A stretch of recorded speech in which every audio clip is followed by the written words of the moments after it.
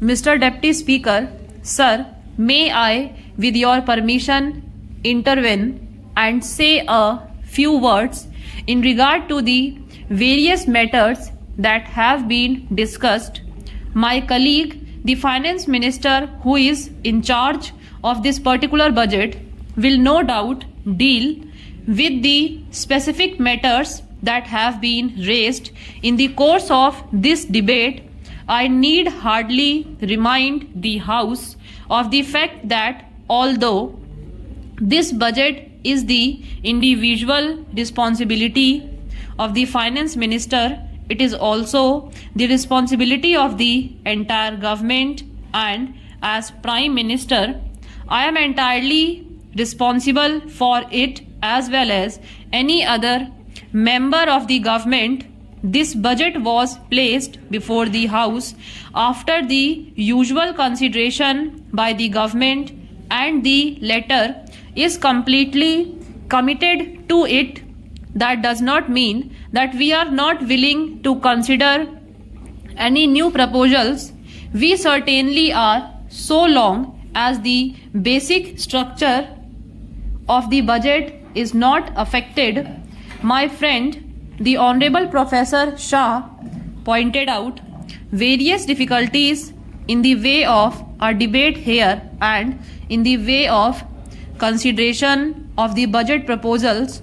He pointed out how little could be done in the allotted time. I am in complete agreement with him in this matter. If there are any practical proposals which would enable us to give more time for the consideration of these problems, either formally or informally, I am quite sure that the Finance Minister will gladly consider them. The real difficulty is, however, more basic, and it is this: the kind of problem which the government has to face now is so vast and intricate that it is impossible for any democratic parliamentary assembly to give enough time for its consideration. It is just a question of time. This is not a new difficulty.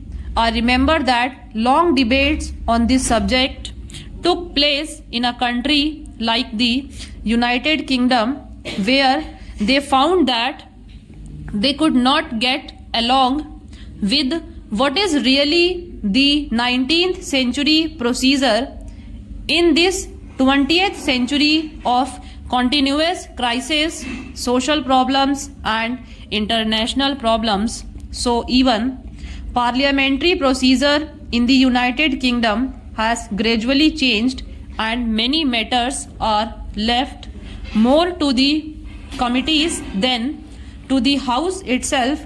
Usually a principle is decided by the House and its working out is left to committees. The House cannot find time to consider everything. That is a difficulty inherent in the situation. If we can find a remedy for it, it will not only be good for us, but maybe we will be setting an example for other democratically inclined countries who are seeking such remedies. In spite of the fact that Parliament is in continuous session, it is not able to find time to consider in detail all the important matters that come up. We have, in fact, much less time because we are not in continuous session. I suppose our sessions will inevitably become longer and longer, so as to enable us to deal with more and more problems and have more and more discussions. Anyhow, I have stated what the difficulty is at present. Though I am in sympathy with what Professor Shah said, I have no easy remedy for that difficulty except to pay that we are perfectly prepared to consider, together with the honorable members of the House, any ideas or suggestions about how to give greater facilities for more intensive discussion of any great problem. An honorable member referred to the budget speech as being directly or indirectly a survey of all manner of problems, domestic, international, economic, foreign, etc. The House can hardly expect the Finance Minister's budget speech to be a survey of all these tremendous problems, although they have no doubt some bearing on the budget. The world is becoming far too intricate and difficulty for us to be able to keep the full picture in view always. As I listened to the honorable member who spoke just now, I was wondering whether we had the large picture in mind or were getting lost in few minor and secondary matters. For instance, having referred to the government's extravagance, the honorable member went on to say certain things in regard to our bringing forward a bill for giving a pension to the president that signified to me an approval which I would call 100% wrong. Besides, I should have thought that the subject of pension for the president was hardly a matter for debate or reference here.